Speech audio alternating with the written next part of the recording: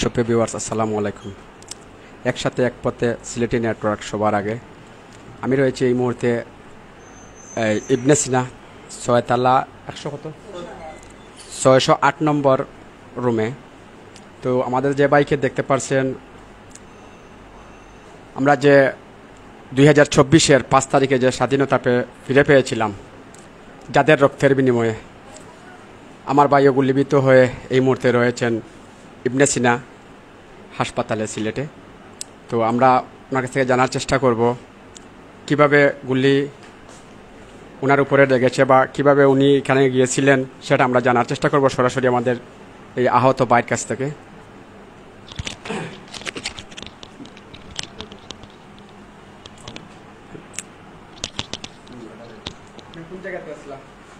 আউযুবিল্লাহি মিনাশ শাইতানির রাজিম। বিসমিল্লাহির রহমানির রহিম। পরম করুণাময় মহান এশেষ আল্লাহর নামে শুরু করছি। আমি যেদিন বিজয়ের দিন বের হয়েছি, এর আগেও আমি ভার্সিটির ছিলাম। আমি একজন স্টুডেন্ট মদন মোহন কলেজের। আমি যখন ভার্সিটিতে ছিলাম তখনই তাদের সাথে সবসময় যেতাম এবং অনেক কষ্ট করেছি এই দেশটাকে স্বাধীন করার জন্য, এই দেশকে মুক্ত করার জন্য। কারণ এই দেশে, আমাদের দেশে অনেক দুর্নীতি, অনেক কিছু হচ্ছে, কিন্তু কেউ প্রতিবাদ করার নাই। কিন্তু এই ছাত্ররাই আর আমাদের মতো অনেক মা বোন এবং অনেক মানুষ আমাদের সাথে যোগদান করে এই দেশটাকে স্বাধীন করেছেন। তাদেরকেও আমি জানাই অসংখ্য ধন্যবাদ। এবং এই দেশকে স্বাধীন করার জন্য আমাদের যারা মারা গিয়েছেন তাদের শহীদের সবার আত্মার মাগফিরাত কামনা করছি। আর আরেকটা কথা বলতে চাই, আমরা যেন দেশটাকে যেভাবে স্বাধীন করেছি এরকম যেন দেশটা শান্তিতে চলে এবং দুর্নীতিমুক্ত বাংলাদেশ গড়ে ওঠে, দুর্নীতিমুক্ত না থাকে।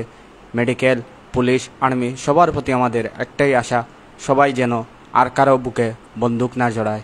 কারণ আমরা যেদিন স্বাধীন পেয়েছি, সালাম, বরকত, জব্বার 1952 সালে তাদের রক্তের বিনিময়ে এ দেশটাকে করেছিলেন স্বাধীনতা। আজ হয়তো আমরা পেয়েছি 2024-এ নতুন এক সম্ভাবনার বাংলাদেশ। এই বাংলাদেশ থেকে আমরা সবাই সুন্দর ও শান্তিতে রাখার চেষ্টা করব। আর আমি 5 আগস্ট 1টা-2টার সময় যখন বিজয় উল্লাসে গেছি, তখন মীর ময়দান রিকাই বাজারের ফুল ফটকের সামনে পুলিশরা আমাদের উপর অর্ধশত মানুষের উপরে গুলিবিদ্ধ করে আক্রমণ করেছে। এতে উসমানী মেডিকেলে অনেক মানুষ অনেক আহত হয়ে চিকিৎসাধীন পাচ্ছে না।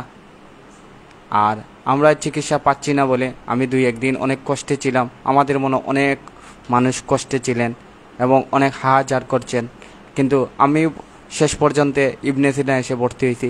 এখানে আমার একটাই সবার দাবি,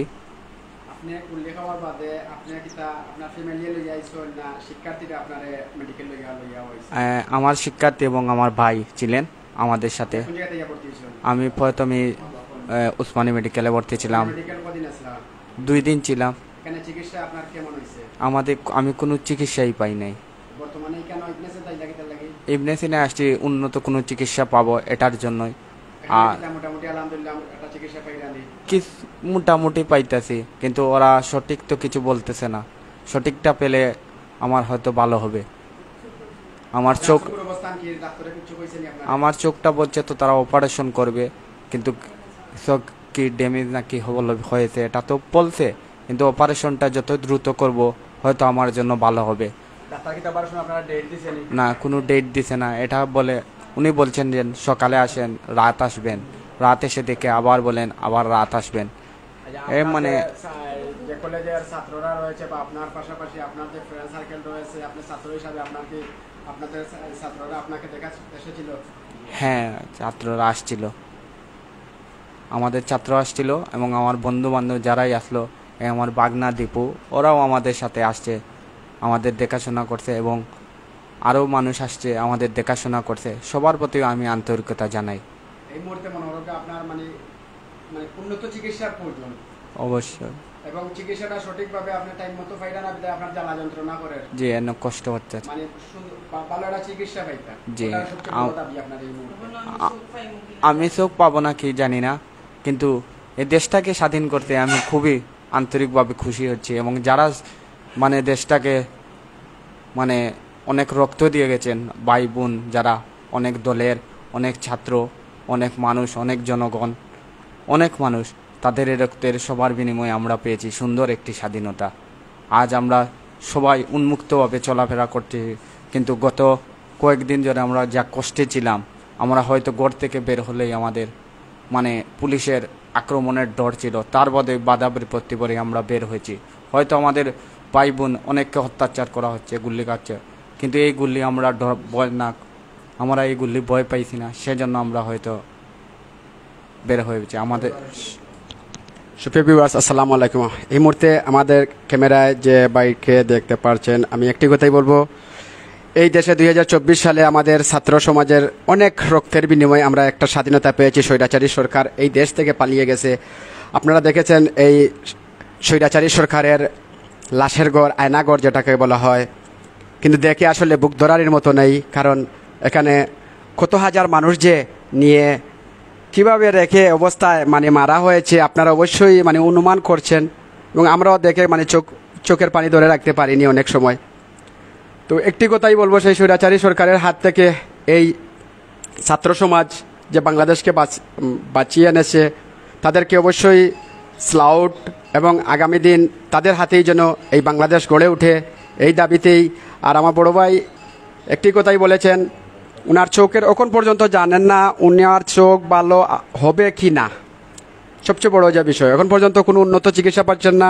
উসমানী মেডিকেলে প্রথম যখন এসেছিলেন 2 দিন থাকছেন, কিন্তু থাকার বাদেও কোনো চিকিৎসা হয়েছে না।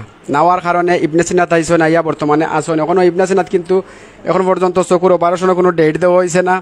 তো এটা সঠিক একটা চিকিৎসা, ভালো চিকিৎসা হওয়ার লাগিয়া ভাই বীরের বেশে বাঁচতে চায়, যেহেতু এই দেশের লাগিয়া রক্ত দিছে। আমরাও চাই এই দেশের লাগে যেহেতু রক্ত দেওয়া হয়েছে, অবশ্যই তার জন্য ভালো একটা চিকিৎসা হয়, সেই আশাবাদ ব্যক্ত করছি। এবং পাশাপাশি আমরা পরিবারের কিছু সদস্য, ওনার বোন রয়েছেন, বড় বোন, তো তান্ডে মাতানোর চেষ্টা করবো ইনশাল্লাহ। আপনারা শুনবা মানে বিষয় আশয়টা পুরো আমরা একটু বোঝার চেষ্টা করবো।